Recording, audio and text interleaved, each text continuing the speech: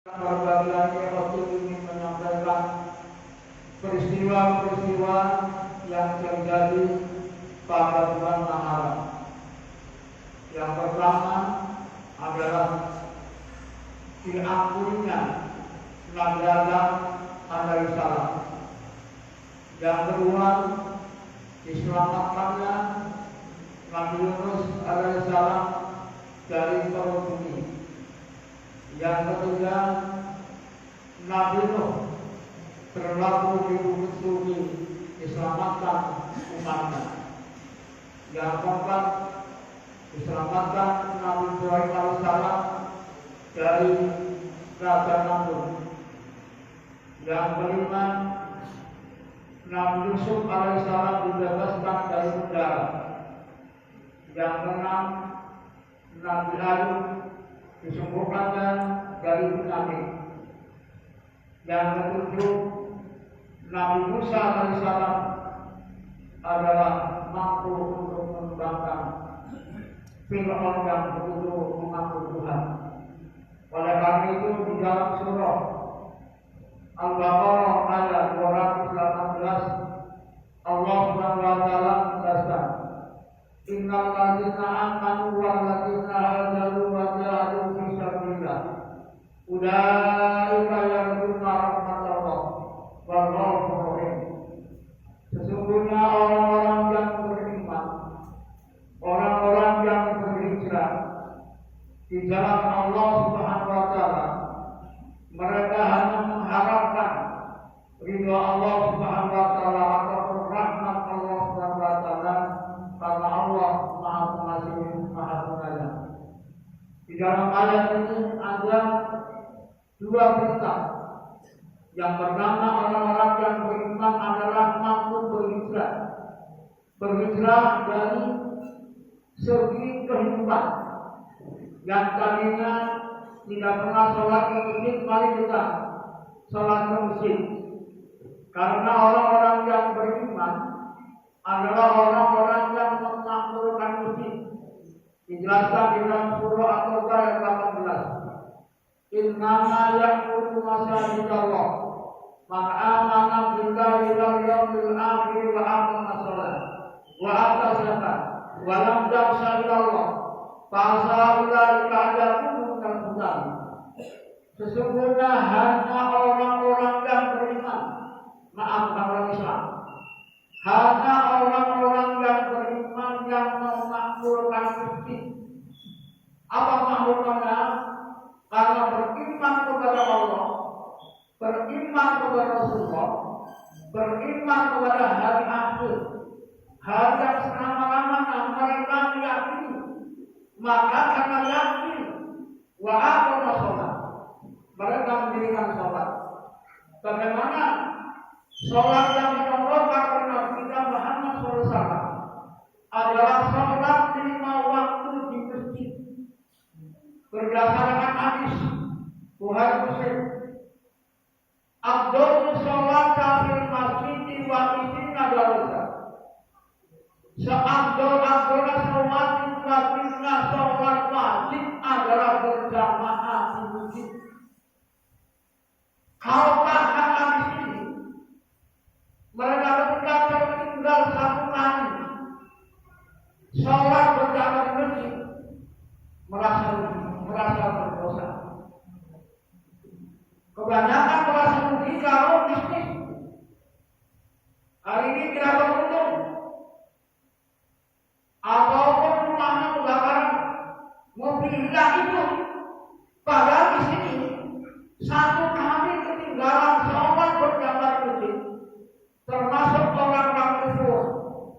Hadis berikutnya, Abdul Ladhi baina wa baina sholat, faman qara'aha faqad kafar. Perjanjian aku dari Nabi Muhammad SAW dalam umatnya adalah sholat. Barang siapa berani meninggalkan sholat, mereka adalah orang-orang yang kufur iman.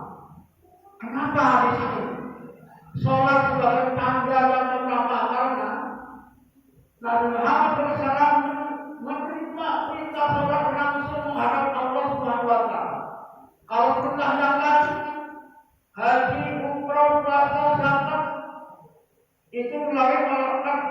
zikir, melalui turunnya Al-Quran. Tapi sholat adalah langsung Nabi kita Muhammad SAW dimikroskan menghadap Allah Subhanahu Wa Taala untuk melaksanakan sholat. Memang sholat ada keringanan. Kalau dalam keadaan sehat kuat, wajib di masjid. Karena tadi innama ya'muru masajid Allah. Sesungguhnya hanya orang-orang yang beriman yang mengamalkan masjid atau sholat. Kemudian ketika mereka dalam keadaan sakit, boleh di rumah. Kemudian pada saat di rumah berdiri tak bisa, boleh sambil duduk. Duduk tak bisa, pakai isyarat. Isyarat tak bisa, meninggal dunia wajib dilaksanakan sholat ataupun wajib disolati. Kalau ada satu ada yang meninggal dunia, mereka beriman kepada Allah, ahli masjid, tidak disolati, itu adalah dosa semua. Seperti COVID itu, ya, itu dosa semua. Orang yang menyaksikan yang tidak disolati, tapi nanti tanggung jawab terhadap Allah Subhanahu Wa Taala. Hadis berikutnya, awal man yuhasabu bihi al-amru yaumal qiyamati sholat. Fa in kuntum tusallu amali, fa in shalahat sallu amali. Bahwa bersama-sama anak cucu agar menghadap Allah Subhanahu Wa Taala, pertanyaan pertama adalah sholat. Kalau sholatnya sempurna, maka sempurna 5 waktu di masjid. Kalau sholatnya besar, semua amal-amal ibadah tertolak. 24 jam kita diberikan kenikmatan oleh Allah Subhanahu Wa Taala karena sholatnya tidak di masjid ataupun tidak berjamaah tertolak, bahkan diancam dalam surat Al-Maun. Fawaidul musalli, celakalah orang yang sholat. Orang sholat ada celaka, kenapa? Yang pertama tidak berjamaah di masjid. Yang kedua sholatnya semaunya, tidak begitu waktu. Padahal waktu sholat bertetapkan waktunya. Surat An-Nisa ayat 103, inna sholata, ya, kemudian kami tetapkan waktunya. Hari ini 11.52.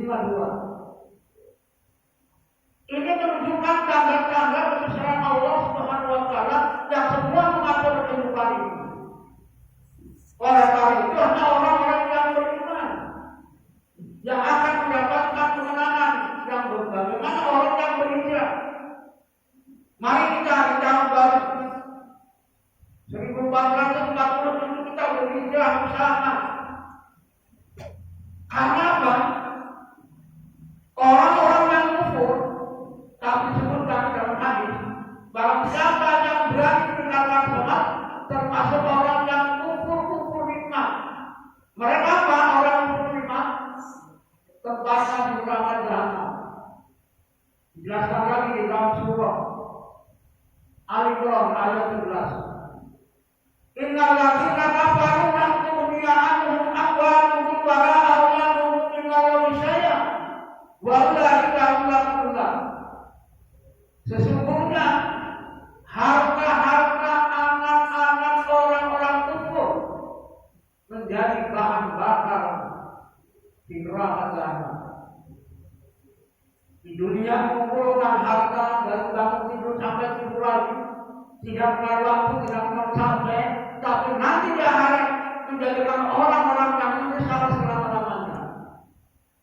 Dalam surah Al-Imran ayat 22, ulaika alladzina habitat a'maluhum wa fi narihim khalidun. Pekerjaan mereka, aktivitas mereka dari bangun tidur sampai tidur lagi tidak ada manfaatnya di hadapan Allah Subhanahu Wa Taala. Mereka termasuk orang-orang yang merugi. Bagaimana Pertama kali kita berhijrah, menjaga sholat 5 waktu. Karena menjaga sholat waktu 5 waktu di masjid langsung diberi oleh Allah Subhanahu wa Ta'ala dengan surga.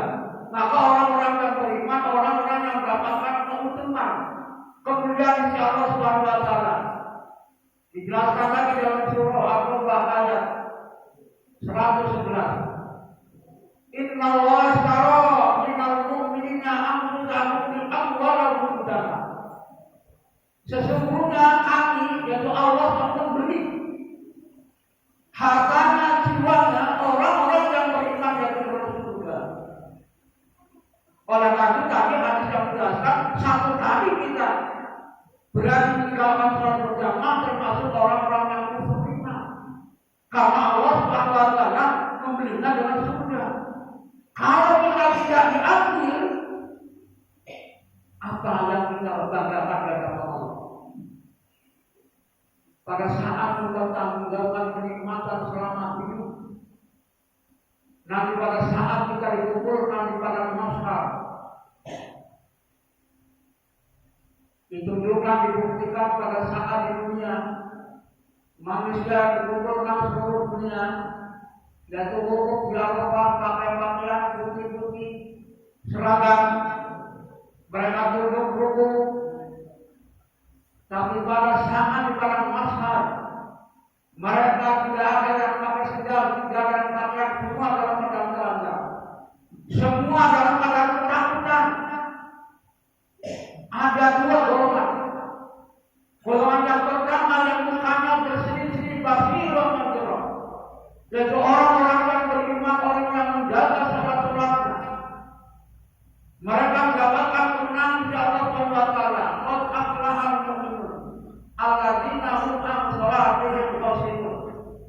Sungguh telah beruntung orang-orang yang beriman, yaitu orang-orang yang menjaga sholat-sholatnya, menjaga sholat 5 waktu, menjaga sholat-sholat sunnah.